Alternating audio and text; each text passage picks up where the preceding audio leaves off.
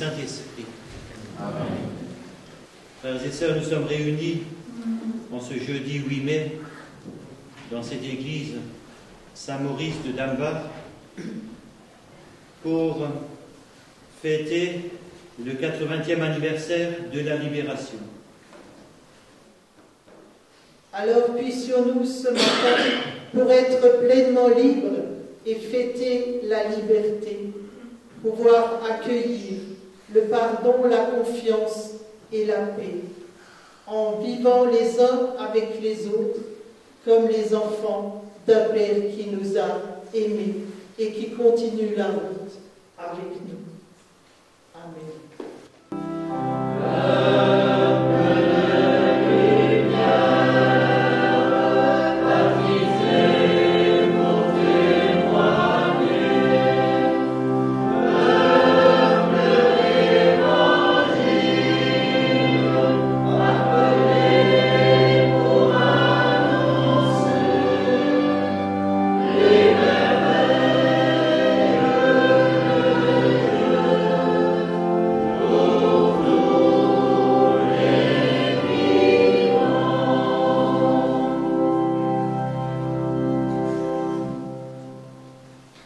Il y a quelques semaines, je lisais dans la presse locale que c'était le 17 mars 1945 que la commune de Dambach fut définitivement libérée par les troupes américaines. Et avant ce jour, de terribles bombardements tombèrent sur la vallée, si bien que les villages de la vallée, comme Dambach, furent sinistrés à 80%. Ce matin, nous sommes rassemblés dans cette église Saint-Maurice, à l'occasion du 80e anniversaire de la libération de la commune de Dambach-Neuenhofen. Et nous pensons à toutes les victimes civiles et militaires, et nous prions en faveur de la paix.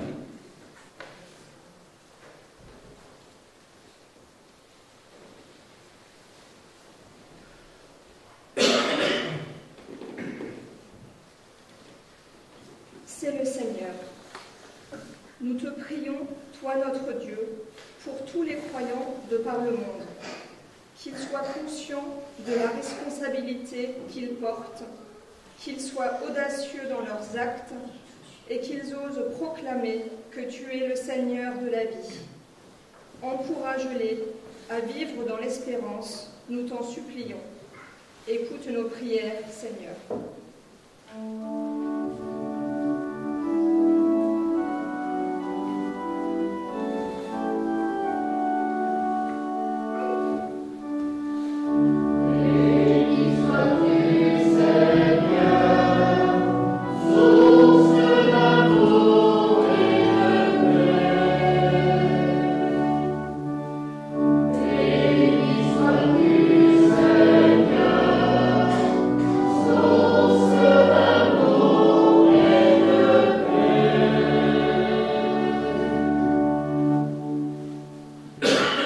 Accueille, Seigneur, ces prières et celles que nous portons au fond de nos cœurs. Nous te les confions à toi qui vis et règnes pour les siècles des siècles. Amen. Prions ensemble au moment d'offrir le sacrifice de toute l'Église. Gloire à Dieu, le salut du monde.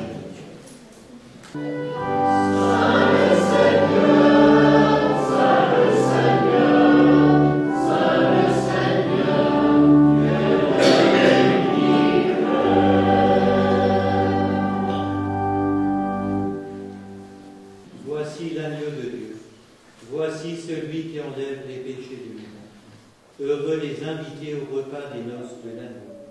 Seigneur, je ne suis pas digne de ce repas, mais dis seulement quand la voix de Jésus.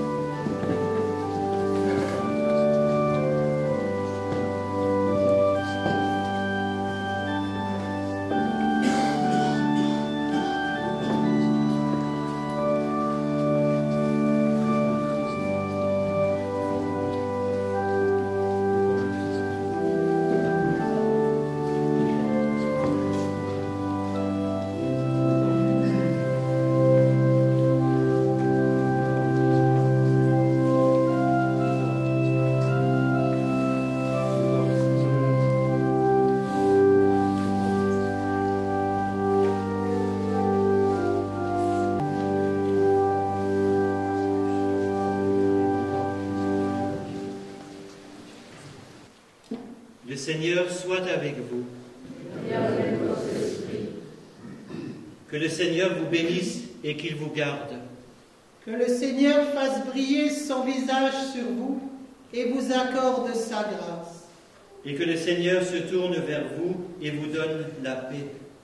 Oui, allez avec la bénédiction du Dieu Père, Fils et Saint-Esprit. Amen. Allez dans la paix du Christ.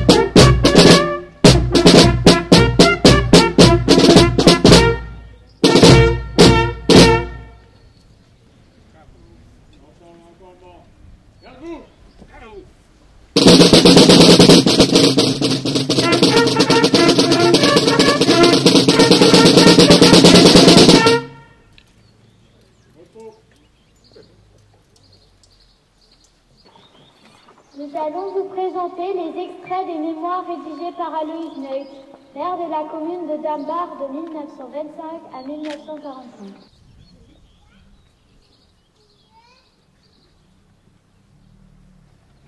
Vendredi 16 mars 1945. Tout au long de la journée, les avions survolent le village et mitraillent les maisons numéro 48, 49, 50 du Cassel, actuellement rue du Haut-Hôtel. Au soir, à partir de 20h, le village est violemment bombardé durant toute la nuit, alors que nous nous sommes abrités dans la cave. C'était terrible. Samedi 17 mars 1945, au soir. Vers 5 heures du soir, quelques avions survolent plusieurs fois le bourg d'Aker. Sans doute qu'on soupçonnait la présence de nazis dans la casemate, ce qui n'était pas le cas. Alors tout commence un terrible bombardement entre 30 à 40 mètres de phare et d'autres du Cohen-Bachel tout au long du Gassel. Les tuiles de la maison de Nazel-Franz s'envolent. Peu à peu, les tirs cessent. Il est 6h30 du soir. Les Américains sont là et nous sortons tous de la cave. Désormais, tout est fini. Nous sommes libres. Dieu soit loué. Mais nos villages offrent un village désolant. 80% de la commune est sinistrée.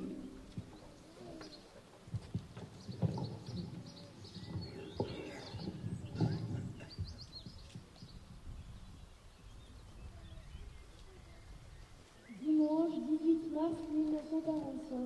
À 1h du matin, on me réveille, alors que nous étions toujours dans la cave.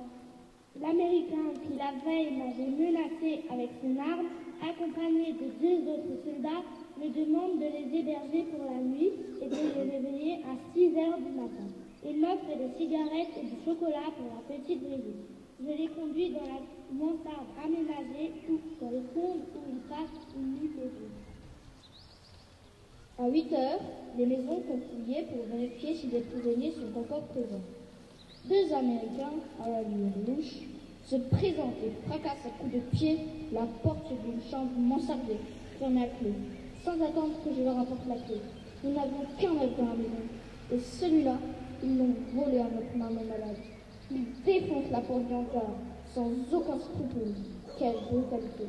Sans le vouloir, je pense aux nazis qui écrivaient dans leurs journaux que l'armée américaine n'était en fait qu'un ramassis de canailles. Naturellement, nous n'avions pas cru le dire aux Allemands, mais ce jour-là, je les ai cru. Ils ont volé tout ce qui leur tombait sur la main, des souvenirs, comme ils disaient. Des chars américains prennent place sur les hauteurs du Bourg-Gaquer, au-delà de la maison de Joachim à l'ouest et de la maison forestière. L'après-midi, vers 4 heures, de lourds camions tirent en direction de la frontière allemande. Lundi 19 mars 1945, vers 6h30 du matin, toutes les pièces d'artillerie sont déplacées vers Obersteinbach. On entend encore quelques tirs de camions du côté de Kirchberg. Ce soir-là, on n'a pas rejoint la cave, et c'était notre première nuit dans un lit depuis bien longtemps. Oui, la paix dans les cœurs, oui, la paix. Et la paix dans le monde, oui, la paix. Nous pardon et le passé, le pardon se lève aujourd'hui. Le pardon de l'avenir à la paix. Oui, la paix dans les cœurs. La paix, et la paix dans le monde, oui, la paix. Message de M. Sébastien Lecornu, ministre des Armées, et de Mme Patricia Miral, ministre déléguée auprès du ministre des Armées, chargé de la mémoire et des anciens combattants, à l'occasion du 80e anniversaire de la libération et de la victoire du 8 mai 1945. La France était meurtrie, mais un peuple entier avait survécu à l'une des pires épreuves de son histoire, grâce au soutien de ses alliés. Dans l'effervescence de la victoire, et pour faire écho aux immenses sacrifices consentis pendant les années de guerre, les Françaises et les Français reprenaient confiance en eux-mêmes. Alors que le cycle de commémoration du 80e anniversaire de la libération se termine, dans un monde où les menaces se multiplient, où des menaces anciennes planent à nouveau sur notre pays, alors que les rapports de force internationaux se reconfigurent, souvenons-nous des sacrifices qu'une génération entière de Françaises et de Français a accepté de libérer le pays, pour le reconstruire et pour nous donner des moyens de notre souveraineté. Vive la République et vive la France. Merci. Petit clin d'œil à la voix des forges. Merci.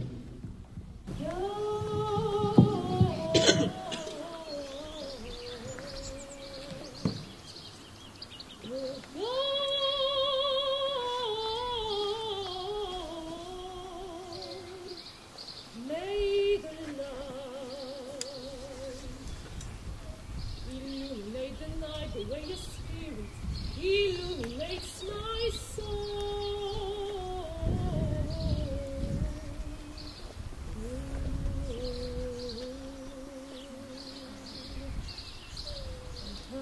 Can you hear me? Can you see me? Can you find me in the night? Papa, are you near me? Papa, can you hear me? Papa, can you help me not be frightened? Looking at the sky seems to see a million eyes which once I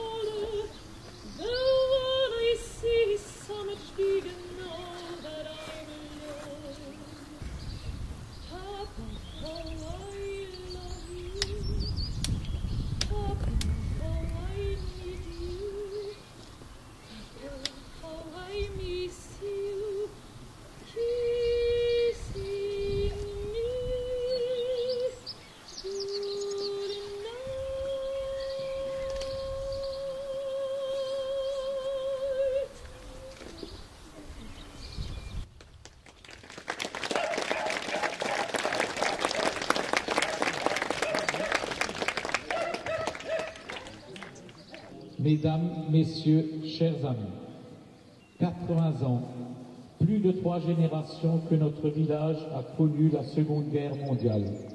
Combien de femmes et d'hommes ont su risquer leur vie pour notre région, pour notre village, pour que la France retrouve la paix.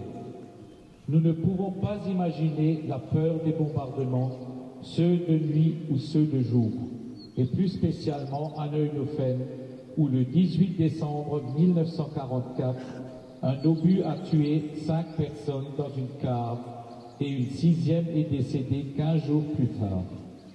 Notre commune était divisée en deux. D'un côté Damba, libre, de l'autre côté Neuilly-Ofen, dans un no man's land. Après-guerre, notre village était sinistré à 80%.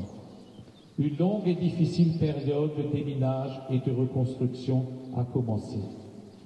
C'est le 17 mars 1945, suite à l'opération Unterton, qu'enfin la commune fut définitivement libérée et que les habitants ont pu retrouver leur maison, malheureusement en grande partie détruite. Il est plus facile de faire la guerre que la paix, disait Clémenceau il y a plus de 100 ans.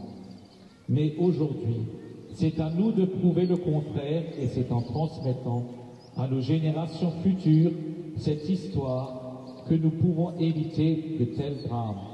Pour marquer ce 80e anniversaire, la commune en collaboration avec la MJC se sont associés pour mettre en place un sentier photographique qui nous permet de découvrir notre village d'après-guerre à travers 33 panneaux comprenant près de 70 photos placées à différents endroits de la commune. Nous allons officiellement dévoiler une des plaques et nous rendrons aussi honneur à nos 3 soldats américains retrouvés sur le banc communal en nous déposant une gerbe. L'association du Conservatoire des Amis de la ligne Maginot, qui depuis des années restaure, entretient nos casemates, ont durant des mois effectué des travaux titanesques sur le blocos à l'entrée de Neuilly-Ofen que vous allez découvrir d'ici quelques instants. De plus, nos enfants ont effectué une fresque au niveau de l'abritole, fresque très symbolique que vous découvrirez lors du retour de Neuilly-Ofen. J'espère que le rocher de l'homme et de la femme qui veillent sur notre belle vallée n'auront plus à revivre de telles horreurs. Vive la liberté, vive la République et vive la France. Merci pour votre attention.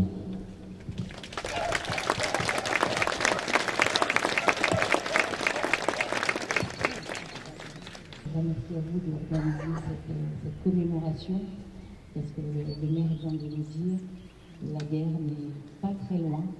Et quand on dit plus jamais ça, il faut bien mettre des images, des témoignages derrière le ça, pour avoir cette connaissance de ce que nous voulons plus revivre. Et ce genre de commémoration permet, et l'association des écoles est très importante de savoir ce qu'on ne veut pas revivre. Et c'est vrai qu'il faut garder espoir, il faut rester optimiste, même si la conjoncture géopolitique mondiale ne prête pas à ce genre de sentiments. Mais je crois que chacun, à son niveau, doit œuvrer pour la réconciliation entre les hommes et pour la paix. Merci, je ne vais pas être beaucoup plus longtemps. Merci Nathalie.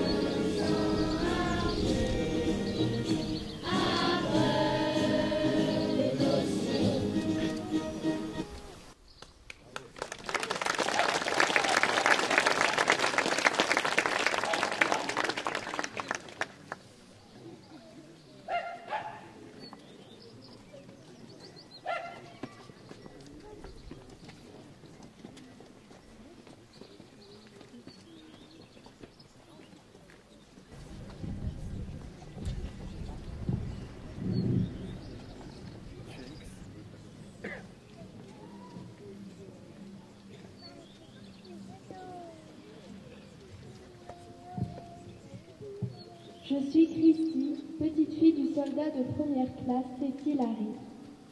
Mon père, Edwin Harris, n'a jamais connu son propre père Cécile et il a passé toute sa vie à se demander ce qu'il était devenu. En 2014, mon père a eu 70 ans et a reçu la meilleure nouvelle de sa vie. La dépouille de son père avait été retrouvée. Il a fallu 70 ans pour le ramener à la maison, mais il est rentré. Mon père est décédé depuis, mais c'était un homme extrêmement heureux. Mon père était un homme dur, il a servi dans l'armée toute sa vie et n'a jamais montré d'émotion, jusqu'au jour où son père est rentré à la maison. Là, il a pleuré pour la toute première fois. Je te remercie donc, Franck, d'avoir gardé Cécile pendant toutes ces années. Et je te remercie de tout mon cœur, Franck, d'avoir rendu le cœur de mon père heureux. Je tiens également à remercier mes amis, Eric, Pierre, Vito et Chen. Ces hommes extraordinaires ont retrouvé la dépouille de mon grand-père lors d'une randonnée. Merci à eux d'avoir perpétué l'histoire de Cécile pendant toutes ces années. J'envoie beaucoup d'amour et de prières à chacun d'entre eux. Beaucoup d'amour du soldat de première classe, Cécile Harris, du télé, Christy Lapp.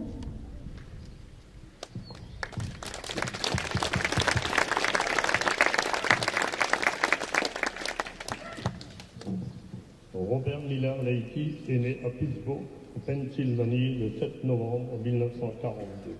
Robert s'est enrôlé dans l'armée de l'air des États-Unis le 2 mars 1943.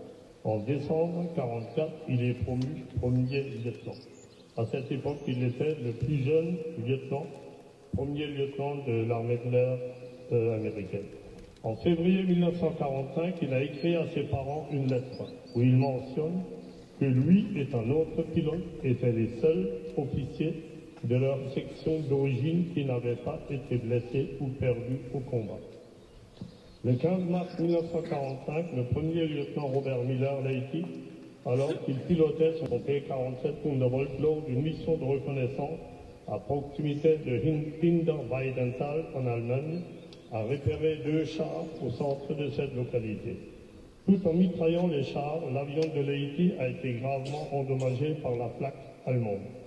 Il a alors tenté de survoler la vallée au sud-est de Bitch en cherchant un lieu d'atterrissage d'urgence. Malheureusement, son avion s'est écrasé dans les bois près de Damba, où il est mort au combat, brûlé dans son avion. Au nom de la famille Leiti Miller, je suis très reconnaissant de l'amour et du soutien de toute la communauté de Damba-Neunofen, en particulier à mon ami Pierre et à vous tous qui honorez aujourd'hui le premier lieutenant Robert Milan Leiti, pour que son plus grand sacrifice ne soit jamais oublié. Jos Miller, petit-neveu du premier lieutenant Robert Milan Leiti. Merci.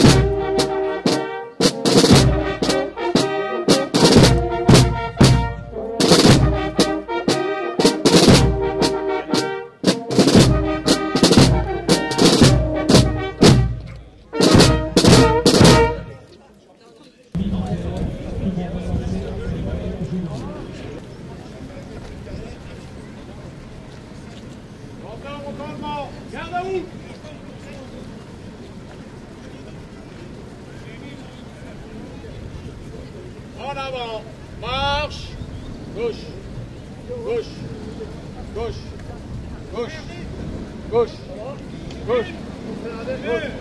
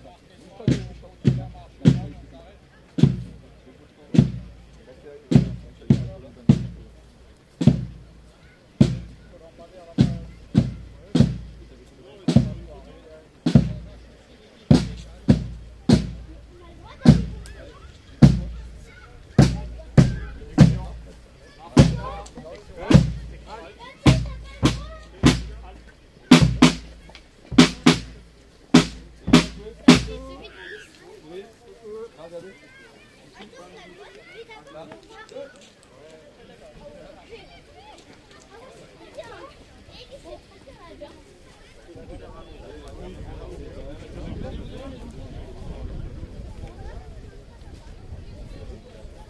à vous au Conservatoire d'animalerie au niveau du Nord. Alors je pense que vous posez la question pourquoi un drapeau suisse. Donc, je vais vous l'expliquer. D'abord je voulais remercier M. Van qui est propriétaire de ce blocos.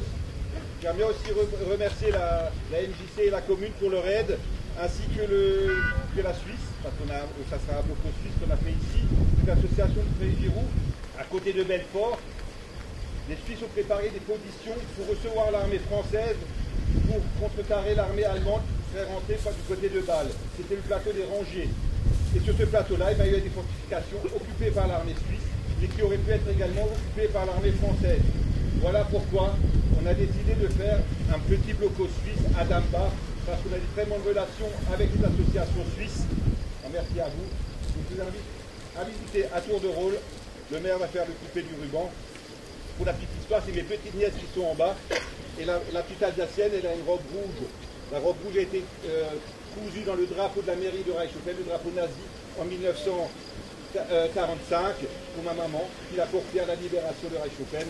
Et donc, le costume est toujours là, avec un morceau du drapeau nazi de Reichshofen. Voilà, c'est la petite anecdote.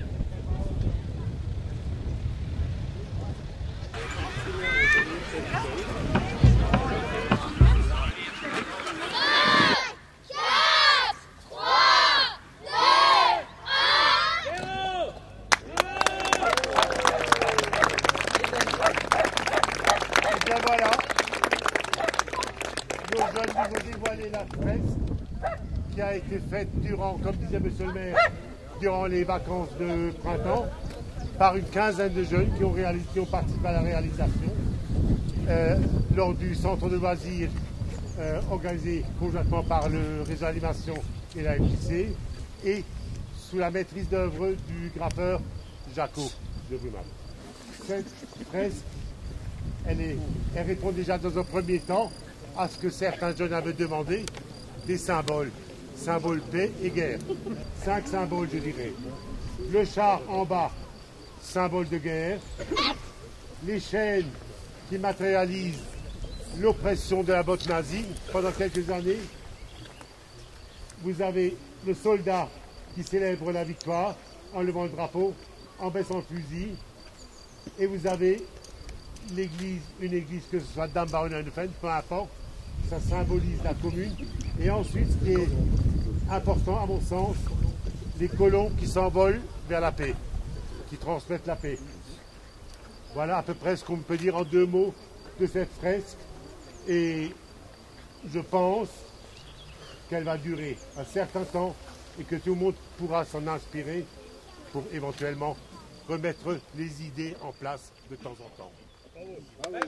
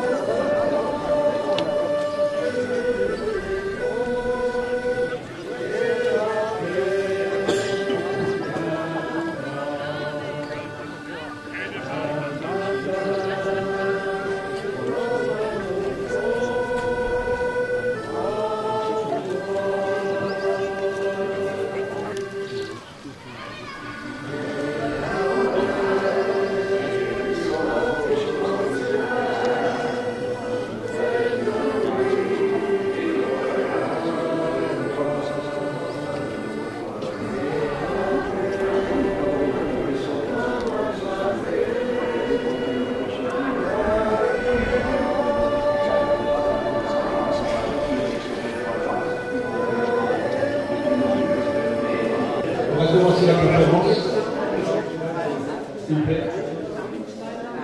Donc je voulais remercier déjà l'Assemblée d'être venue si nombreuse et M. Maurice surtout d'avoir su répondre à mon invitation.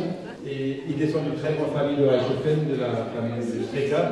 Donc la famille de Reichshofen, je connais depuis quelques années. Et je pense une amitié qui s'est créée depuis quelques temps. Donc voilà, il va vous présenter cette histoire mieux que moi, mieux que quiconque, et c'est un grand plaisir. Il va vous présenter pourquoi on en est venu là, pourquoi il y a eu ces guerres, pourquoi il y a eu tout ça. Je remercie d'abord le maire. Merci de votre générosité, merci de nous accueillir ici. Le thème exact de cette conférence, c'est l'occupation de l'Alsace-Moselle entre 1940 et 1945. Mais tout ça, j'aime bien le mettre dans un contexte général, comme l'a dit M. Wackermann, en retardant finalement de la guerre de 70. 6 août 1870, 6 août 1945. Que sont ces deux 6 août?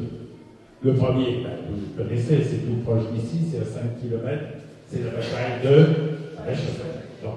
Et le deuxième 6 août, j'aime bien les relier l'un à l'autre, qu'est-ce qui se passe le 6 août 1945? C'est Hiroshima. En d'autres termes, c'est le début et la fin quasiment d'une même guerre entre la France et l'Allemagne, entre différents pays d'Europe et entre différents pays du monde. Sur ces 75 ans, il y a une première guerre, la guerre de 70, il y a une période de paix, la paix est souvent une préparation à la guerre, une deuxième période de guerre mondiale, 14-18, encore une période de paix, de préparation à la guerre, et une dernière guerre très importante, la Deuxième Guerre mondiale. La France a perdu la guerre, elle a deux punitions. On revient à ce qui avait été en gros proposé, mais c'est encore plus grave. 5 milliards de francs or, d'accord? Ça a été négocié, on était parti de 7, et rendre ou donner 3 départements à l'Allemagne, qui sont le Bas-Rhin, le Haut-Rhin et la Moselle. On n'a pas le choix, on a perdu la guerre, on accepte, on signe. Le traité de Francfort, c'est 6 pages. 6 pages en français qui peuvent être traduits, ils le sont en allemand. C'est très simple, c'est ce que je viens de vous expliquer. Avec en plus la possibilité pour les Alsaciens mosellans qui le souhaiteraient de quitter le territoire. s'appelle la loi d'option. Celui qui ne peut pas devenir allemand, il peut s'en aller. Et ses propriétés sur le territoire d'Alsace-Moselle peuvent lui être conservées. La guerre est terminée. On va rentrer dans une phase de 48 années. Ça va s'appeler l'annexion. L'annexion de l'Alsace-Moselle, c'est le Reichsland. Le Reichsland, en fait, c'est une copropriété entre tous ces pays qui se sont réunis sous forme d'un empire et qui ont chacun un peu le voix au chapitre. Et c'est la Prusse, bien entendu, qui a le poids le plus important. Le roi de Prusse est devenu empereur d'Allemagne, c'est Guillaume Ier. Le chancelier de Prusse est devenu le chancelier d'Allemagne. Et puis Bismarck, qui déteste les socialistes, est presque plus socialiste qu'eux. Donc il crée des lois sociales. La retraite par répartition, c'est lui, sur cette planète, qui l'a inventé. La sécurité sociale, c'est lui qui l'a inventé. Les retraites, les sociétés d'assurance pour invalidité, c'est lui qui les a inventées, tout ça. Donc ça arrive en Allemagne, et un an ou deux après, c'est en Alsace-Moselle.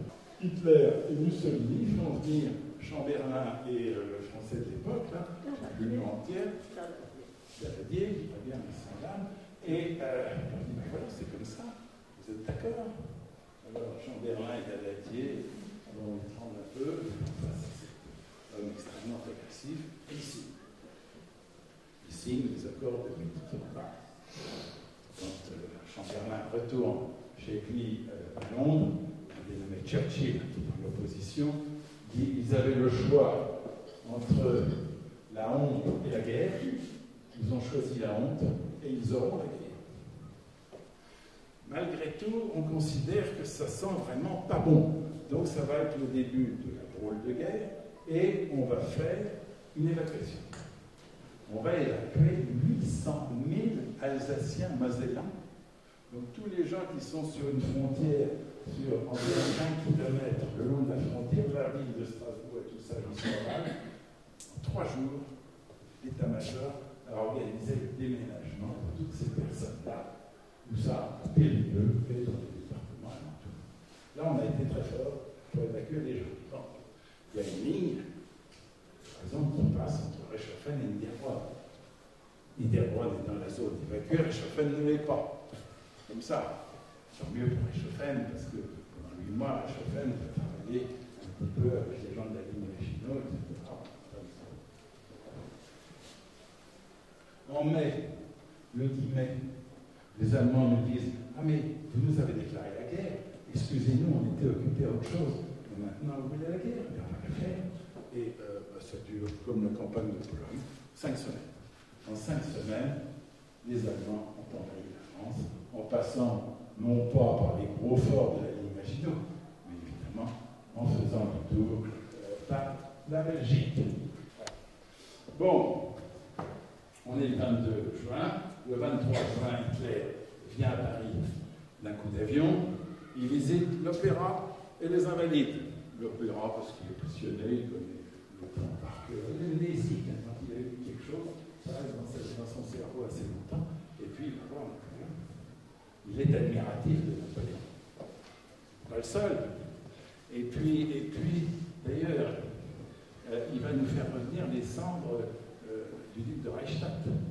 En décembre 1940, il croit faire plaisir aux Français, il fait revenir de Vienne les cendres du fils de Napoléon, qui vont être déposés aux Invalides à côté de son père. Les humoristes à l'époque vont rire. On avait demandé du charbon aux Allemands, ils nous ont envoyé des cendres. Ça vous fait pas. Ça fait rien. Qu'est-ce que ça veut dire nazifier? Germaniser, on sait ce que c'est, puisque en 1871, Bismarck a déjà donné ce mot d'ordre. Bon, il faut que ces Alsaciens, ces Mosellans, parlent plus français, parlent plus alsacien, rien d'autre que l'allemand. La nazification, c'est encore un autre stade qui n'existait pas durant l'annexion. Donc la nazification, c'est de mettre des nazis partout. Dans les associations, il y a toujours un nazi.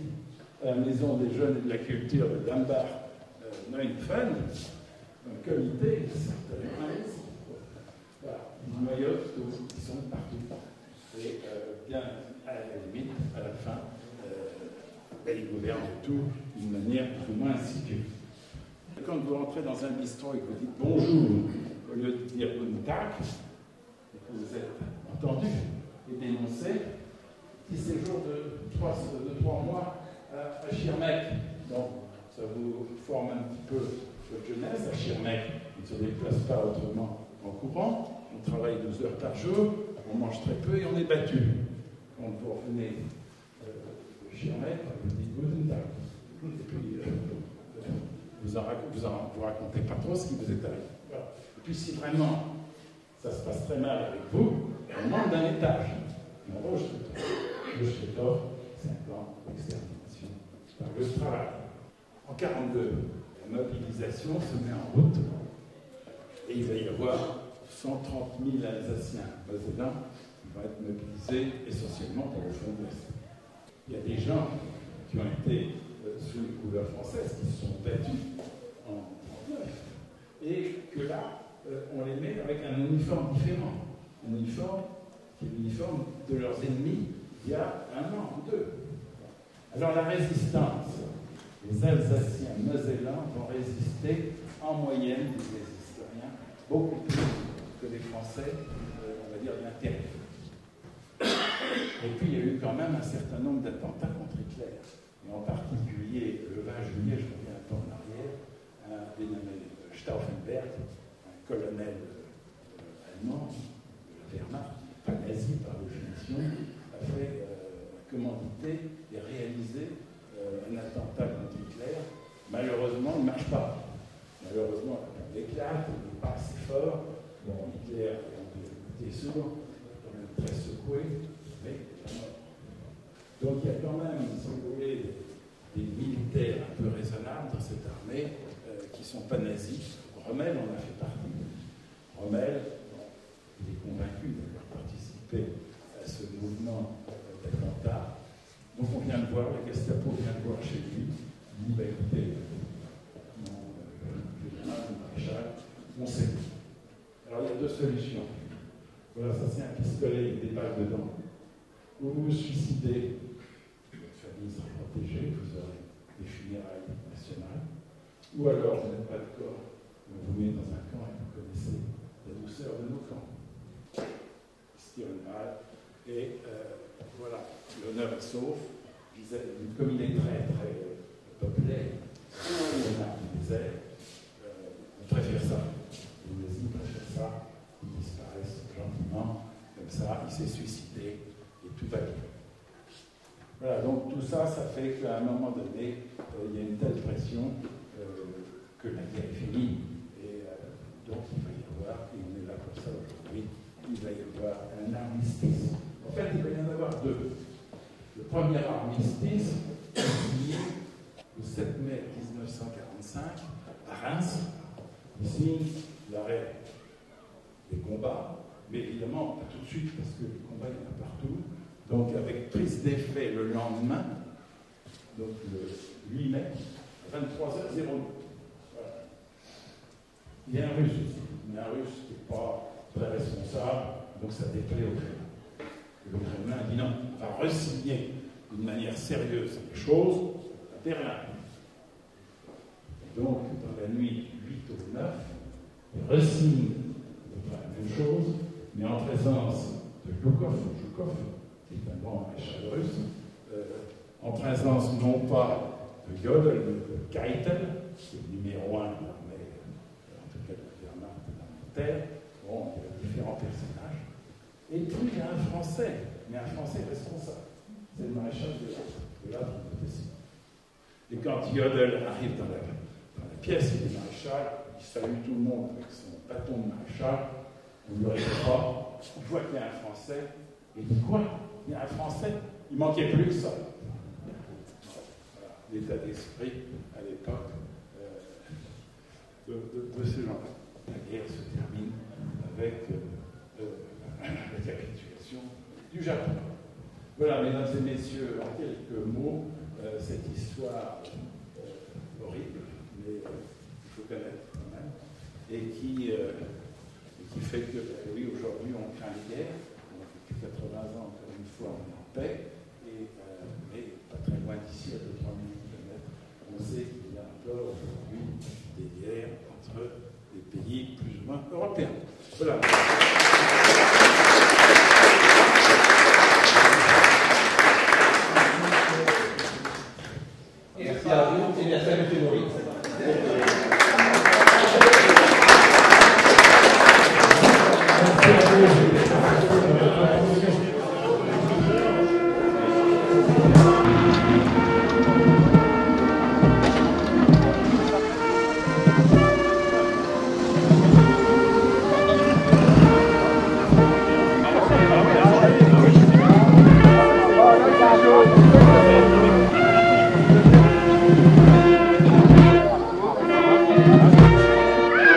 Thank you.